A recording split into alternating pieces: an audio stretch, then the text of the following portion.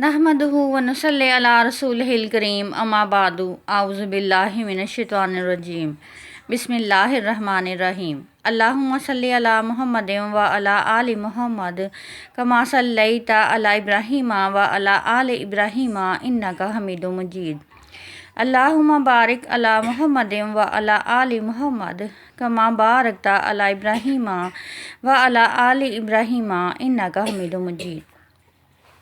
सूरह अल-अनफ़ाल का मुख्तसर तारुफ हासिल करेंगे। ये सूरत सन 2000 हिजरी में जंग बदर के बाद नाजिल हुई है। इसमें इस्लाम और कुफर की जंग का तारुफ दिया गया है। सूरह के मज़ामीन पर गौर करने से मालूम होता है कि ये एक ही तकरीर है जो कि बैक वक्त नाजिल फरमाई गई होगी। सूरह अल-अनफ़ाल में मुसलमानों को तकवा, बाहमी उख़ुवत और हमदर्दी और अल्लाह और रसूल की अताअत पर मबनी मुनज़्ज़म और जहाद के लिए तैयार होने की दावत दी गई है ताकि वो मिलत इब्राहीमी और मरकज़ मिलत इब्राहीमी बैत और तवाफ़ के अहल साबित हो सकें, जो कि तब कुरैश की जगह इनकी तहवील में दिया जाने वाला था। पिछली दोनों सूरतें सूरतुल अनाम और सूरतुल अल-अराफ में कुरैश को अकायद, अमाल और इखलाक से हर पहलू से इस अमानत के लिए नाअहल साबित कर दिया गया है। अब इस सूरत में मुसलमानों की इस्लाह की तरफ तवज्जो फरमाई गई है। इसका आगाज़ इस तरह हुआ है कि कमज़ोर अकीदा के मुसलमान जो कि कमज़ोर अकायद रखते थे और अल्लाह और उसके रसूल की अताअत और ईमान और तवक्कुल में कमी वाक़या हुई थी, उन पर गिरफ्त फरमाई गई है कि मुसलमान अपने आप को इन कमज़ोरियों से पाक करें। फिर उन पर गैबी ताकतों की तरफ इशारा फरमाया गया है। ये गैबी ताकतें जो कि फ़रिश्ते हैं, ये अल्लाह ताला की तरफ से नाजिल फरमाए गए थे ताकि वो बदर के अंदर मुसलमानों का एतमाद बहाल रखने पर कादिर हो सकें, और ये अल्लाह ताला की तरफ से अता करदा एक नेमत थी। और जो लोग पूरी तरह यकसू नहीं हुए थे वो यकसू होकर आगे चल सकें और आगे के मराहिल तय कर सकें।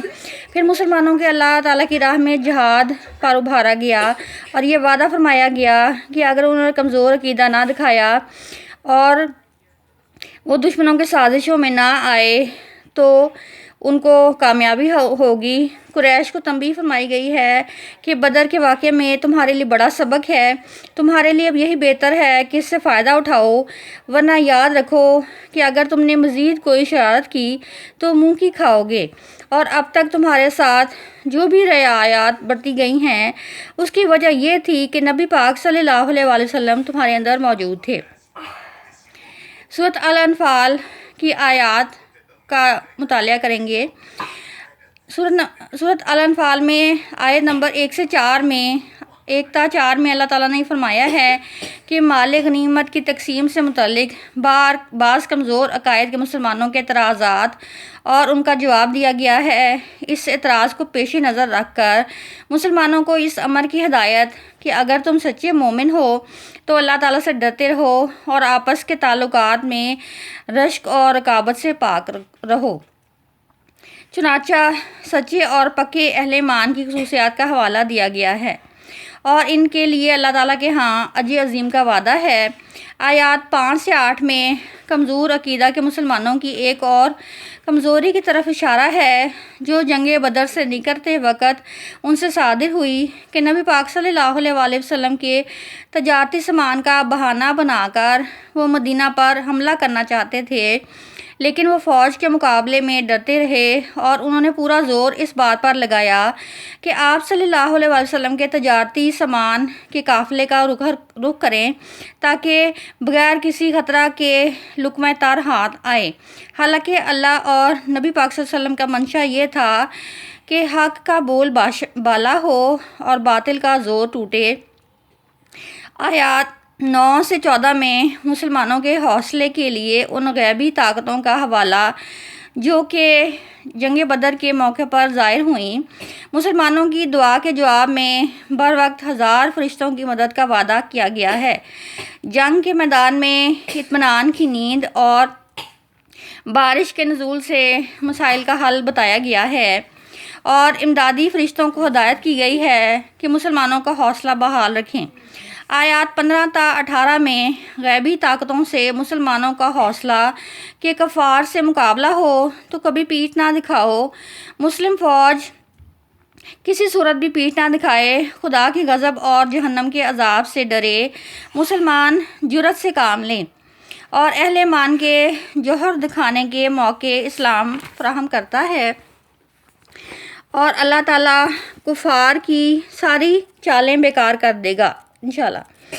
آیات 19 میں بتایا گیا ہے کہ قریش کو اللہ تعالیٰ کی طرف سے تنبیہ کی گئی ہے کہ اس جنگ میں تم کو فتح حاصل ہوگی، اور اس کو حاصل ہوگی جو کہ حق پر سمجھا جائے گا۔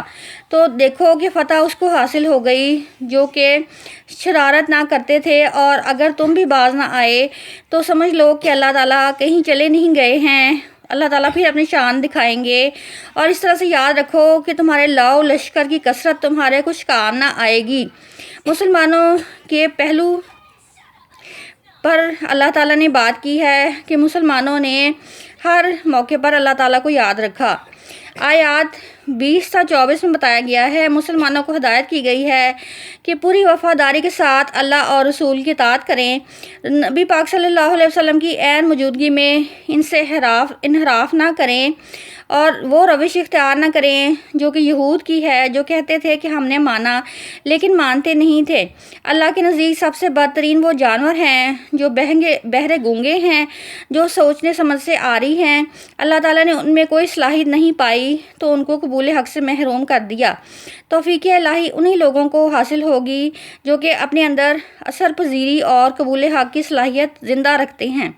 آیات 24 تا 26 میں مسلمانوں کو تنبیہ کی گئی ہے کہ نبی پاک صلی اللہ علیہ وسلم کی دعوت تمہارے لیے روح و قلب زندگی کی دعوت ہے، تو اس دعوت کی قدر کرو، اس پر لبیک کہو۔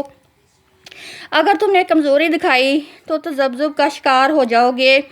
یاد رکھو کہ آدمی اور اس کی قوت ارادی کے درمیان سنت الہی حائل ہو جاتی ہے، پھر وہ خیر کی توفیق سے محروم ہو جاتا ہے۔ آیات 27 تا 29 میں کمزور عقائد کے مسلمانوں سے خطاب کیا گیا ہے کہ نبی پاک صلی اللہ علیہ وسلم سے عہد کرنے کے بعد بے وفائی نہ کرو۔ مال اور اولاد کی محبت اللہ اور رسول کی محبت کے تقاضوں میں کمی واقع نہ کر دے۔ ان فتنوں میں پڑھ کر اس اجر کو ضائع نہ کرو جو اللہ تعالیٰ کے پاس ان عہد باز لوگوں کے لیے محفوظ ہے جو لوگ محبت دنیا کو اپنے اوپر غالب نہیں ہونے دیتے۔ اللہ اور ان کے آگے باطل کے حجاب دور کر دے گا، ان کو اپنی مغفرت سے نوازے گا۔ آیات 30 تا 37 میں بتایا گیا ہے پیغمبر صلی اللہ علیہ وسلم کو خطاب اور یقین دہانی کہ قریش کی مسلسل سازشوں کے باوجود آپ ان کے تمام منصوبے خاک بنا دیں گے اور ان کی ساری چالیں شکست کھا جائیں گی، کیونکہ اللہ تعالیٰ کی حمایت غالب رہے گی۔ اور قرآن پاک کو وہ فسانہ کہتے تھے لیکن اللہ تعالیٰ نے اسے حقیقت ثابت کیا۔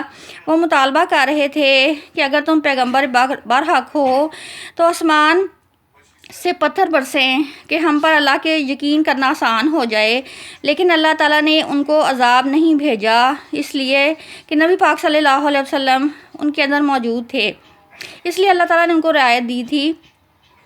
ان کا آیات 38 تو 40 میں بتایا گیا ہے کفار قریش کو تنبیہ کی گئی ہے کہ اگر وہ شرارتوں سے باز نہ آئے تو ان کے لیے بہتر نہ ہوگا۔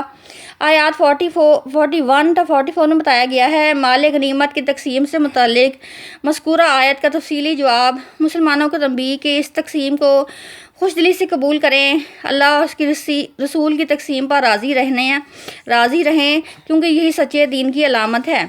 آیات 45 تا 46 میں مسلمانوں کو نصیحت کہ آئندہ کے لیے خدا ہی کو کارساز مانیں، اور اللہ تعالیٰ نے جنگ بدر میں مسلمانوں کی مدد کی۔ کفار کے ساتھ ان کی لڑائی ہوئی تو وہ پوری ثابت قدمی سے لڑے، اللہ اور نبی پاک صلی اللہ علیہ وسلم کی اطاعت کی، کسی امر میں اختلاف نہ کیا، چنانچہ خدا اس کے ساتھ ہوتا ہے جو اس کی راہ میں ثابت قدمی دکھاتے ہیں۔ آیات 47 to 49 میں کفار کی روش سے انکار، جو غرور سے جنگ میں اترے اور ان کا مقصود لوگوں کو اللہ کی راہ سے روکنا تھا، ان کو پتہ نہیں تھا کہ اللہ تعالیٰ کے آگے کسی کی نہیں چلتی۔ آیات 50 تا 54 میں قریش کو بتایا گیا ہے کہ جو کچھ ہوا ہے یہ تمہارے اعمال کا نتیجہ ہے، مرنے کے بعد کیا دیکھو گے؟ اللہ تعالیٰ اپنے کسی قوم کے ساتھ رویے کو نہیں بدلتا جب تک کہ وہ قوم خود اپنا رویہ نہ بدل لے۔ اس سے پہلے فرعون اور دوسری قوموں کے ساتھ بھی اللہ تعالیٰ نے یہی معاملہ کیا، جب انہوں نے تکذیب کی تو ان کو تنبیہ کی گئی، پھر وہ عذاب اور فنا کر دیے گئے۔ آیات 55 تا 62 میں پیغمبر صلی اللہ علیہ وسلم کو ہدایت کہ جس قوموں نے تم سے وعدہ کر رکھا ہے لیکن وہ احترام نہیں کر رہے، جو لوگ معاہدے کو توڑ دیتے ہیں اس کے ساتھ ذرا رعایت نہ کرو، یہ لوگ تمہارے قابو سے باہر نہیں نکل سکتے۔ مسلمانوں کو چاہیے کہ اپنی فوجی طاقت کو بڑھائیں تاکہ اللہ اور اس کے دشمن کو مغلوب کر سکیں، اللہ تعالیٰ ان کی مدد کر سکے اور دشمن مغلوب ہو سکیں۔ چنانچہ بعض دشمن ظاہر میں اور بعض دشمن پس پردہ میں کچھ اور ہیں، اللہ تعالیٰ ان کے دلوں کے حال جانتے ہیں۔ آیات 63 تا 65 میں پیغمبر صلی اللہ علیہ وسلم کو یقین دہانی کہ ساتھیوں کی کمی کی وجہ سے کسی پریشانی میں مبتلا نہ ہوں، اللہ اور مومنین کی یہی جماعت آپ کے لیے کافی ہے۔ یہ مختصر سی جماعت ہی عزم اور اطمینان اور ایمان سے لڑے گی تو اللہ تعالیٰ مدد فرمائیں گے۔ آیات 66 میں جو لوگ اسلام میں داخل ہوئے ان کے بارے میں مختصراً بتایا گیا ہے۔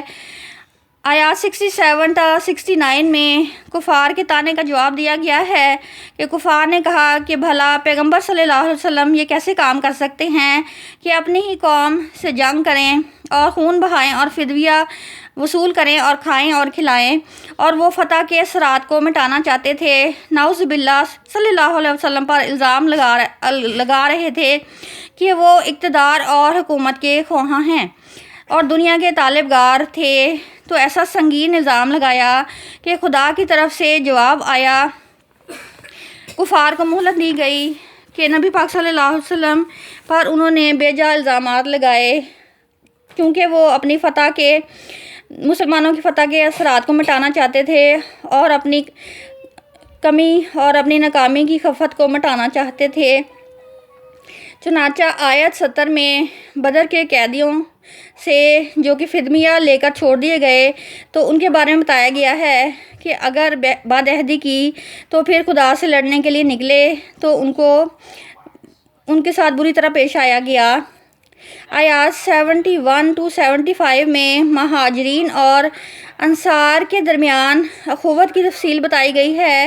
تمام مسلمان شریک ہیں جو کہ کفر کے علاقوں سے ہجرت کر کے آئے ہیں، جو مسلمان ہجرت کر کے آئے اور جو مسلمان ہجرت نہ کریں تو دارالہجرت کے مسلمانوں پر ان کے تحفظ کی کوئی ذمہ داری عائد نہیں ہوگی۔ وآخر دعوانا ان الحمدللہ رب العالمین۔